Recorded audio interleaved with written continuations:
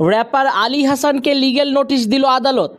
ঈদুল আজহায় নানা নাতি শিরোনামে একটি গান প্রকাশ পেয়েছে, আর প্রকাশের পর থেকেই দর্শক শ্রোতারা এটি দারুণভাবে লুফে নিয়েছেন। তবে রয়েছে বিতর্ক, কারণ গানের একটি লাইনে বলা হয়েছে বর্তমানের কোর্টে অর্থাৎ আদালতে বিচার চলে নোটে অর্থাৎ টাকায়। এই লাইনটির প্রেক্ষিতে র্যাপার আলী হাসানকে লিগ্যাল নোটিশ পাঠিয়েছেন শেরপুর জেলা জজ আদালতের সহকারী public prosecutor advocate Fahim Hasnain. Registry ডাকযোগে এই লিগ্যাল নোটিশটি পাঠানো হয়েছে।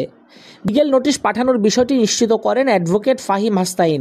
তিনি বলেন, গানটার 1 মিনিট 18 সেকেন্ডে বলা হয়েছে বর্তমানের কোর্টে বিচার চলে নোটে, যা আদালত অবমাননা করার শামিল।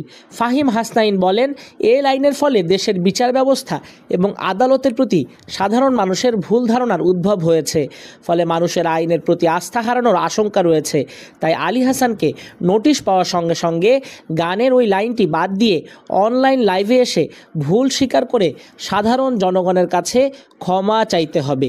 এই আইনজীবী বলেন, নোটিশ পাঠানোর 15 দিনের মধ্যে আলী হাসান যদি গানের লাইনটি বাদ না দেন এবং অনলাইন লাইভে এসে সাধারণ জনগণের কাছে ক্ষমা চেয়ে দুঃখ প্রকাশ না করেন, তাহলে তার বিরুদ্ধে আইন অনুযায়ী উপযুক্ত আদালতে ব্যবস্থা হবে।